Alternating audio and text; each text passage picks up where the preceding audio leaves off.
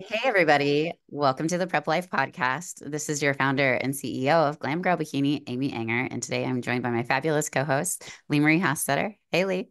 Hi, welcome back after all of your travels and competitions. Thank you. Yeah, it's been crazy. I was doing my check in yesterday with Savannah, and I was like, just doing the math in my head. I've been in four cities since Sunday. So I was in Phoenix on Sunday morning last week, flew to Colorado, was there for a couple of days, flew back to Kansas City, and then I was at a show this weekend in St. Louis with my client. And literally the week before that, I was in New York. So it's been kind of like a whirlwind. Like I'm living my best life, honestly. Like I live for these competitions and it's so much fun. So I know we promised our audience, 2 weeks ago, basically, we kind of talked about the differences between the WBFF and the NPC from a cost perspective, from a judging criteria. So kind of like the nuts and bolts of that. And then, of course, we were so honored to have Holly Baxter on the podcast to kind of give the pros perspective of what that looks like going from the WBFF to the NPC to IFBB as a pro. So, where do you want to start? I'm just gonna let you kind of lead this whole thing. I know you wanted to kind of like start with a bit of an announcement, which is kind of Oh, a sad situation, I but did want to make mention if you are yeah. in the bodybuilding industry, if you had heard there was a death in our industry, a couple, like I think it was last week, there was a brand new IFBB pro in the Wellness League, Daniela Schultz. And I just wanted to mention that and just say that our thoughts and prayers are with her family and just honor her by saying her name and just to remember to really treasure and enjoy every day that we have because it is a privilege to prep. We are privileged to be in this bodybuilding sport and it's good to remember that and to be grateful. And I know that you had mentioned differences in your prep this year, having a different mindset going into that prep. And I know we'll probably get into that as well. But I Yeah. thought that was just a really good reminder to just enjoy every day that you have. And just remember, you chose to do this. If you're in prep, when things get hard, that's what we embrace. We embrace the suck. We're crazy. We're bodybuilder. To just remember that and remember to just be grateful for the amount of things that we get to do and opportunities and Yeah. Yeah, it's really good segue into just, I think, what I wanted to share with everybody as my main thing is just like gratitude. These preps are such a privilege. And I think for so many years, doing it since basically I've been prepping since 2010, and I've at least done one competition every year, sometimes more than that. Jillian Hughes and I were just talking about backstage the other day. She's like, "Girl, how have you done 35 shows? I've been doing this for 19 years. You've been doing it for 14." And she's like, "I had to make my list for Celeste and it was like 20 something." She's like, "How did you get that many in?" And I'm like, "There were a lot in some of the years." And so taking last year off, not doing a single competition, it really brought to the forefront of my mind of like how privileged we are that we get to do this. And it made this preparation for these competitions so like from a different lens where I just was so grateful for the opportunity to be able to do this. And I think that we need to think about that when we're complaining or, any of those things. Like, this is a privilege. This is a choice at the end of the day. And I mean, I feel honored that I get the privilege to compete, bottom line. absolutely. So Absolutely. So, speaking of Savannah and checking in with her and everything, I want to go back to the beginning of this prep. What made you decide to, was it, it's like the chicken or the egg? Did you decide to try out the WBFF and you knew Savannah coached in that? Or did you go with Savannah and then she advised you to kind of, hey, let's try the WBFF? How did this prep start out? all transpired. Yeah. So all of last year, it was a crazy year. If you know me personally, you know that it was a rough year for me. I want to be totally transparent because I think mental health is a very important thing. I was having panic attacks. That's something I've never experienced before in my life. Um, it was a rough year in all fronts. I feel like, I had posted uh, basically where I was at in July of last year. I weighed 166 pounds. So on stage day in Phoenix this past weekend, I was 130. So I was 36 pounds heavier. And basically, I was like self-medicating through eating food and things like that. And I really didn't have a show in mind or anything like that, but I did. I knew I was going to the Olympia to coach Brittany because she had won that trip as part of like the Glam Girl Coaching Incentive program that we have. And I knew that I was going to do the fashion show. And so I just got to talking to Savannah at the Olympia because I watch her YouTube channel a lot. And one of the videos where she was crying, it was right after she won her pro card, and she was just talking about how she had been working so hard for so long in the NPC and like that her body just didn't have enough muscle to be to that level. So I got to talking to her at the Olympia, and then I ended up hiring her in November. So with the intention that I was going to try my hat at WBFF. And so I do not regret any experience like that. It was a wonderful experience. I had a great time doing it. However, I will say that I will not do another WBFF show. Right. Um, I mean, I guess I'm just like the old school NPC person. I mean, I was a promoter. I started promoting, the first ever female promoter in Indiana in 2013, and I promoted for 5 years. So I know what it's like from the promoter side to like provide these like opportunities to athletes. I've been a judge since that long. Um, I know exactly that the athletes get a fair shake no matter what. I mean, my litmus test in multiple different states has been me judging my athletes and me putting them in the exact spot. Otherwise, I would not have that privilege to judge and Mhm. letting the head judge know, like, this is my athlete and kind of scoring me that way. So I know the exact criteria. I've been prepping athletes for how many years? Like over a decade, thousands of women. I know exactly what the NPC wants. I know what I'm going to expect. And to me, that's very comforting to know that there are systems in place to make it 100% fair for the athlete, that there are no politics involved. I can tell you that firsthand. And I know that they do lots of different measures, even more so now than they did back in the day. But to me, the NPC is where my heart's at. And I really enjoy the NPC a lot. So after that show, I immediately that night, probably at like midnight, I don't even know. I was up so late in New York and I signed up for the Phoenix one. And I had it in the back of my mind that I was gonna still do it based on like if there was a pro card, if there wasn't. So I had already booked the flight and the hotel like a long time ago, but I pulled the trigger, signed up for it. I didn't have a celebration meal or anything like that. Like I literally had three cocktail shrimp and some On broccoli. that, on your Yeah. Instagram. I was like, Yeah. And that's I my mean, girl. I just like, I was like, nope, I didn't get the pro card. I'm Yep. like, nothing Yep. tastes as good as a pro card. So I had another long-term goal set, and I've just kind of booked all of that stuff for this next goal that I have. But I knew that I needed to get qualified in the open, and I knew that I needed to get qualified in masters. So I did this Phoenix one, and I got nationally qualified in the open E, and then I got nationally qualified in masters. So Mhm. that's Because kind of, okay, so I know because that was like a lot. because you didn't compete last year, is that why you needed to get nationally qualified? Yeah. Okay, Yeah. so it kind Yeah. of So usually I'll place top five in nationals, so it'll qualify me for the next year. So like in 2022 in November, I got second in a pro qualifier in the 40 plus and like third in the 35 or something. So that would have qualified me for all of last year. However, it wouldn't have qualified me in open. okay. So because I usually don't do open, but this particular show that I've selected, the pro card's an open, so I'm going for it. Let's So, go. so yeah, so I got qualified in open because I'm gonna do both.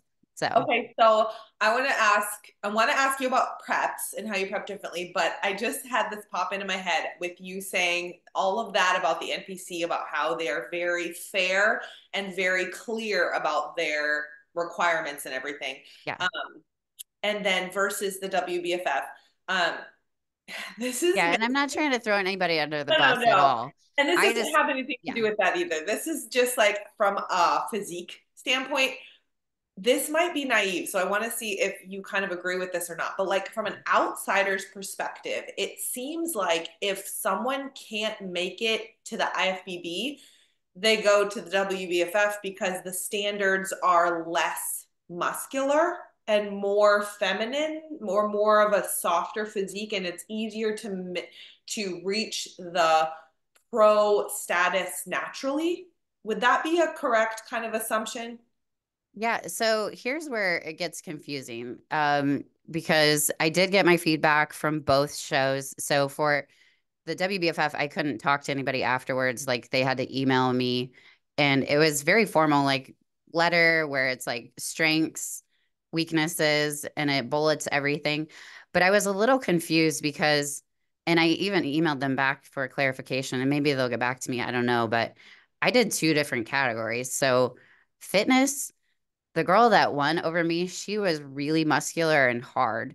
Like she looked like she could be an IFBB pro, Mhm. similar to like what Holly was when she Sure. was fitness and she just transferred right over into the IFBB. This girl was very muscular, like almost even like where you could see veins and stuff like that. And very lean, very hard.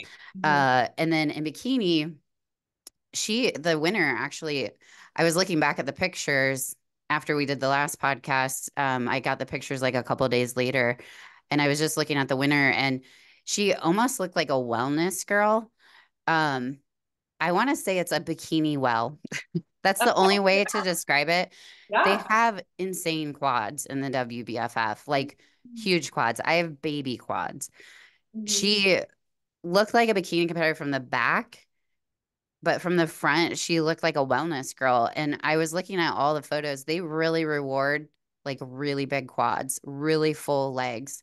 Mhm. So she definitely had just more muscle mass in her lower half. So it's not, to me, it's not as symmetrical. It's more like leg heavy.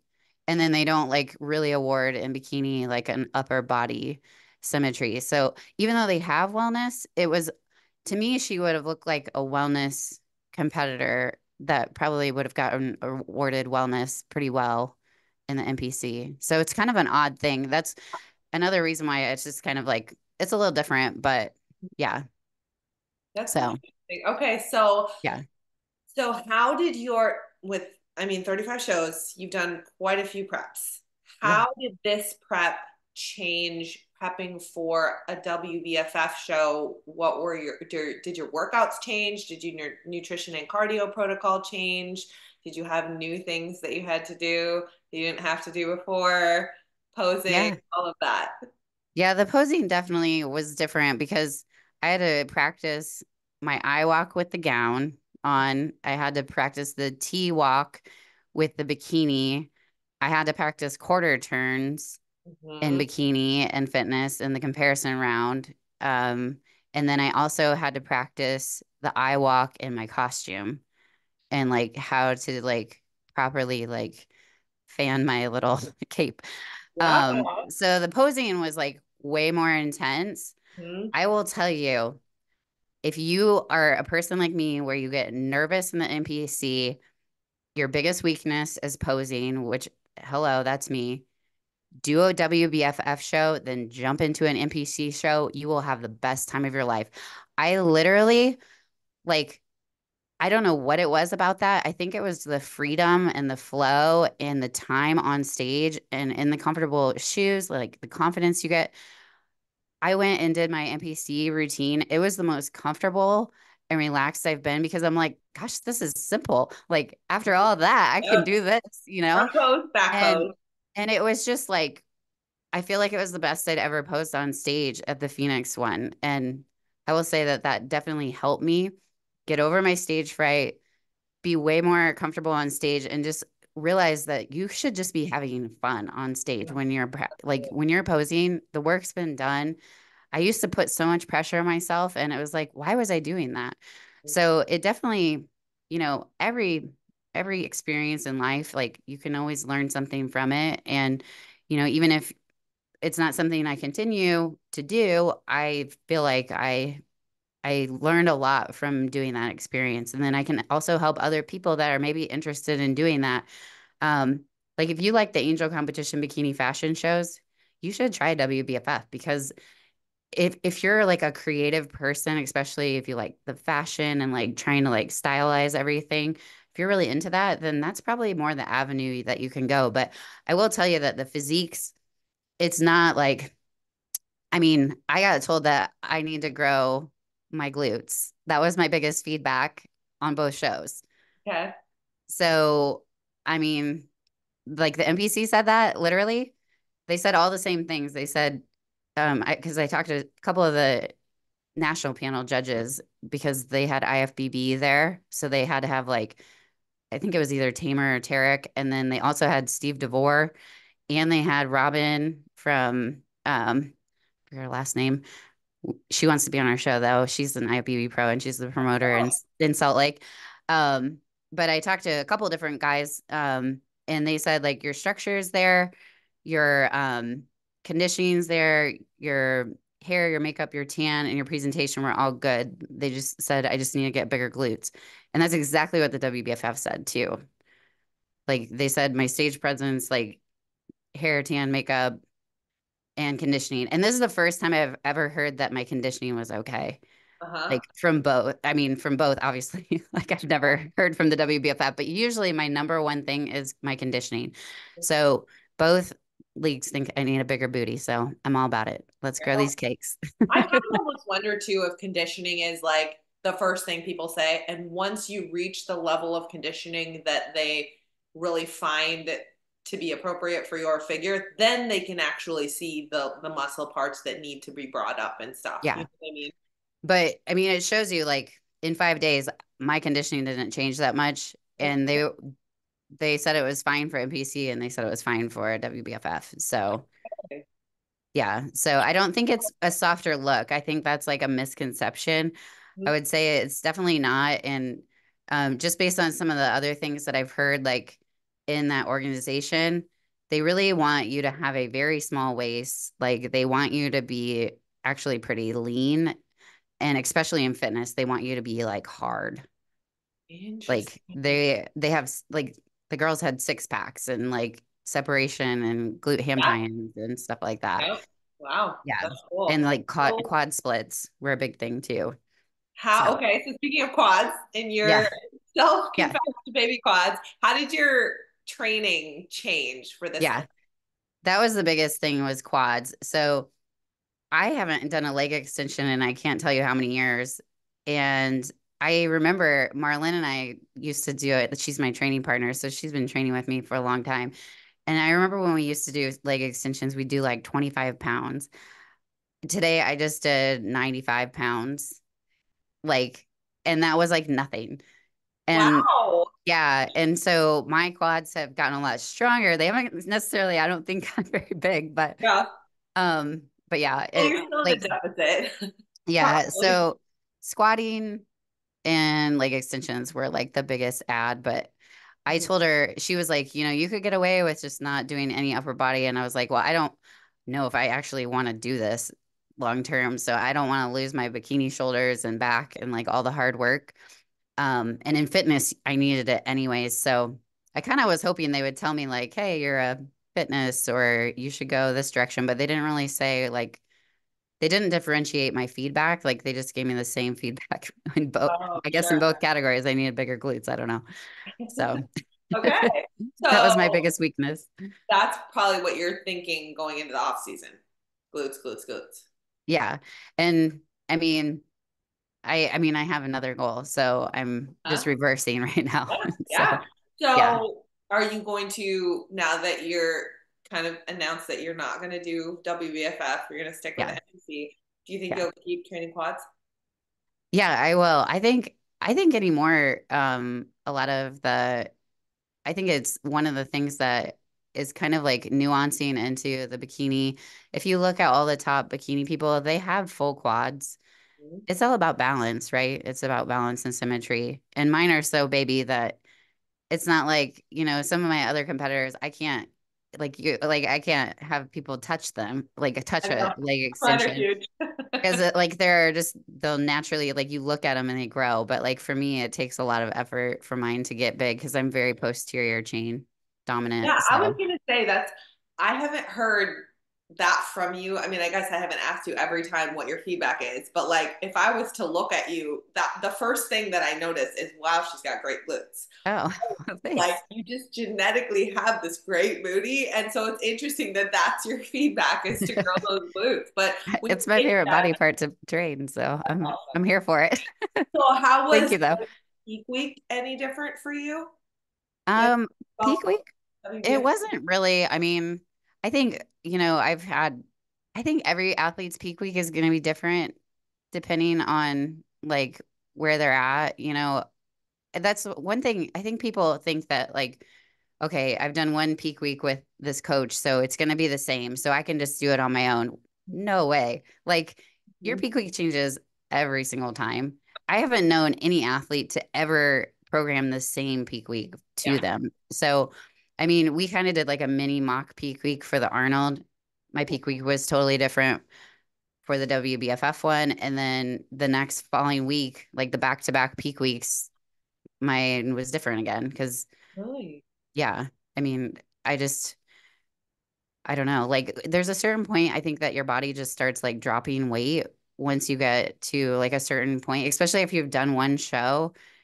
I don't know what it is, but like I mean, I dropped another 3 pounds like in between just like 5 days from the one show to the next.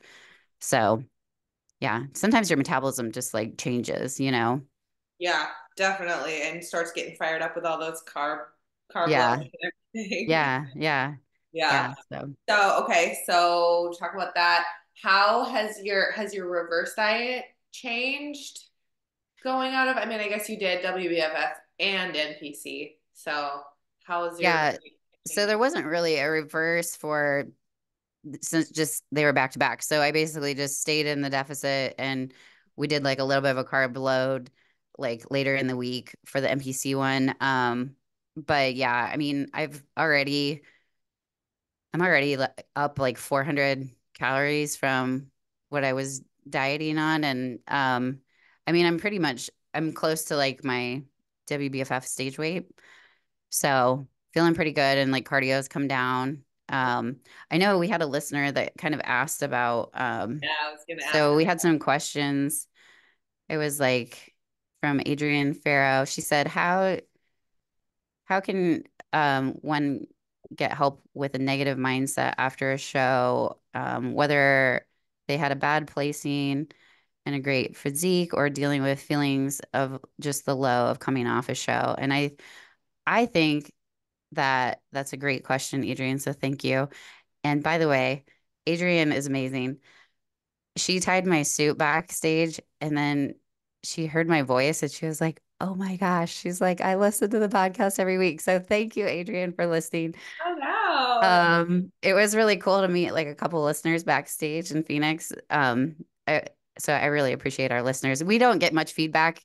It's hard, like with a podcast, to kind of understand like if people are listening. And I was just like, I just hope one person like gets something out of each episode. I don't even care, like just that somebody gets something out of it. But anyway, to answer your question, Adrian, I would say that I think she's kind of talking about getting post-show blues, which is definitely a real thing. I think it's worse if you haven't like set up a next step goal before the show actually happens. And um, something that I've just relearned too is just getting in love with the process and not the outcome is just like the way to go. Being in love with that prep process is huge and just shifting your mindset away from like being attached to a certain outcome and just loving every day of the prep, leading into the show and then always making sure you do have like a next step. So even if it's like 2 years from now, you're not going to step on stage but you want to grow or whatever. I think that that's the best way to come off of a show with like more of a positive mindset. I know it's hard to hear from a judge, like something that, it's being critical about your body, but that's kind of the nature of the sport. And I think just if we can accept, like, okay, I need to make sure, like, before this show is over, like, this is the plan of something that I'm going to do here in the future, like to work towards. Because otherwise, like, if you just kind of treat it like that wedding day syndrome, because I've been there, I did that, especially with my first show. I was like, not at all prepared for like a reverse diet. Like there was no talk of next step goals. Like I didn't know what I was doing the next day. I mean, I blew up. I had a horrible rebound. So I think just, you know, I think over the years, at least I know with me and my athletes, like I've tried to get really smart about like talking to them about like certain possibilities. Like if this happens, then we do A. If this happens, then we do B.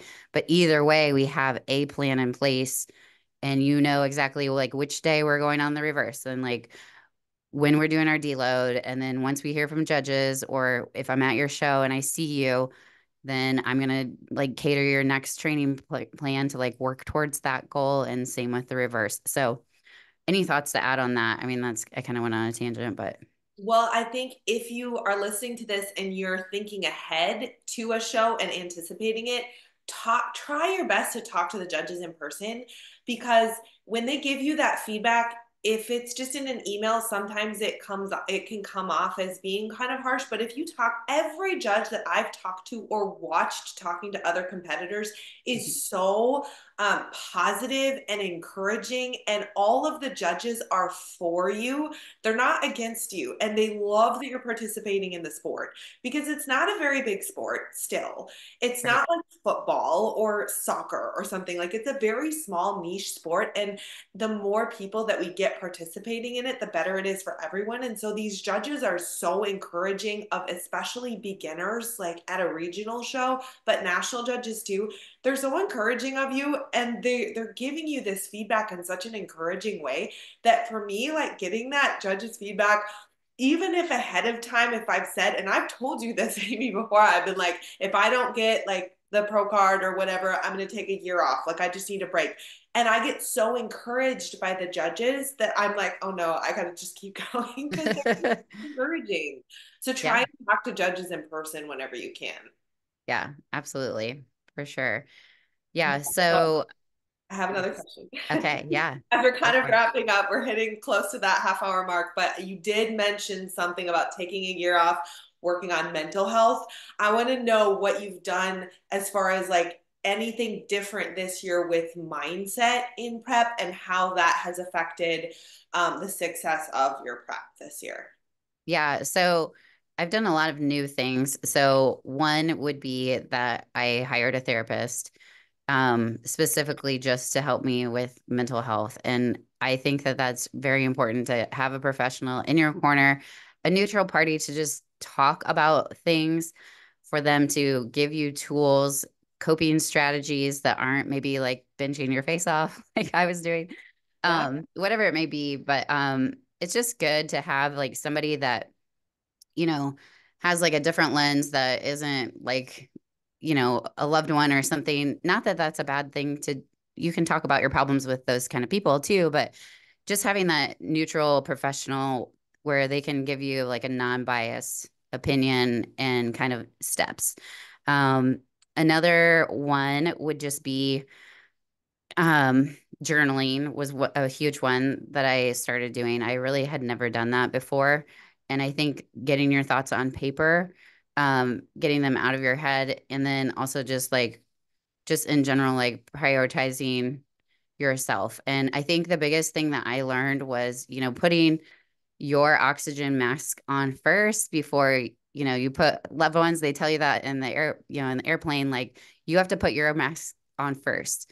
You need to take care of yourself, fill your cup before you can best serve others. And that's something that I really prioritize, working really hard on myself and making myself a better person so that I could best help other people become like their best self.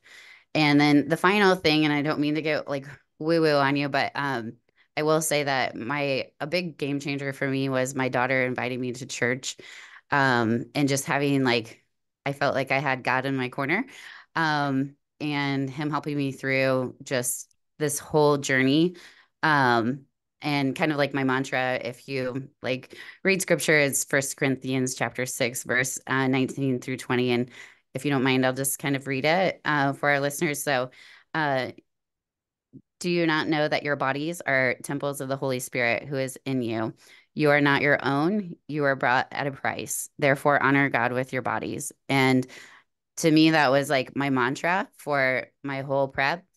It wasn't a vain thing. It wasn't that. It was like self care, self respect for this gift of a body that I was given and to use it and to make it healthy and strong so that I can help other people do the same thing. And, this weekend I had my client in St. Louis and she was a first time competitor. She was a true novice. And it just, I, I'm, so if you've noticed this entire year, I have really gotten back to my roots as a coach. And every single competition that I've been to, it's just been me and the client.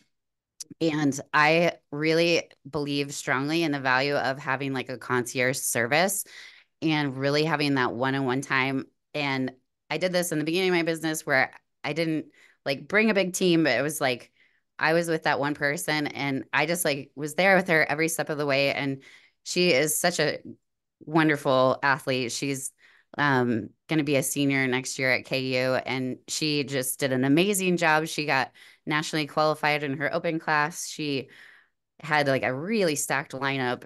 Her classes were the biggest classes, like with True Novice. She had like 8 people in her class. She got second place. And then in Novice, it was the same story. It was a huge class of like 8, and she got second place. And she was just, I don't know, it just warms my heart. Like when I can, um, I try to get my hands on people like for their first prep because, she dieted. I'm doing air quotes if you're not watching on YouTube on 2,000 calories. Like that was what she did leading into the show, like hardly any cardio. And she went on a trip for 2 weeks to Peru and like was able to, and she was saying like, I talked to my other friends and like they didn't like get to like hang out like with their family and like have kind of like balance and stuff. And she's like, this prep, I just feel like I was very healthy and all of that. And like at the end of the day, like if that's what I can do to like help somebody have a good experience with the sport, like that's just like the core value that I have. And so yeah, I don't know where I was going with that, but I just thought I would share that because I don't know. I love doing this. I'm very passionate about it. And the whole reason why I walk the walk is just to like help other people learn the lessons and kind of share that with other people so that they can get the same joy. So No, I totally agree. I think that mantra that you kind of developed this year or maybe like honed in on, that has been for as long as I've known you, that's been who you are. You prioritize our health physically, mentally, emotionally, like that is your top priority. And I've never had to do this, but I've seen you like, or I've heard you say like, I will pull you out of a prep if it gets to an unhealthy point. Like it's not worth sacrificing your health. And it's seen as such an extreme sport. And I think there's a lot of extreme measures that are taken, but you can do it in a healthy way. And so prioritizing mental health, physical health, emotional health, relational health, like social experience, yeah, everything during prep, you can totally do it because I've watched you do it 100%. and I've gone through preps like that with you as well. And so that's really encouraging that you found your verse to go along with that. But I think it's just bringing words to what I've always seen you practice as a coach Aw. and editor, for Well, sure. thank you. Thank you. Yeah, it's just been, I may try another federation like FMG or something like that. I may give it a go, see what it's like. But at the end of the day, I want to help other people enjoy the sport of bodybuilding. So it doesn't matter what federation, Yeah. whatever. It's like this is so fun to just try to be the best version of yourself, like physically and mentally. It's so hard but so rewarding. Yes. I love that. So It's a great quote. It's So hard, but so rewarding. It Okay, is. do It you have is. anything else that I didn't ask that you wanted to share about your experience of the WBFF versus NPC or your future goals? Um, well, no, I don't think so. I mean, I'm gonna kind of keep this next one a secret just because I don't like to, you know me, I don't like to compete against my Yeah. competitors. So that was one of the reasons why I was kind of like thinking about the WBFF because I'm like, I keep having to get out of the country to like avoid my athletes.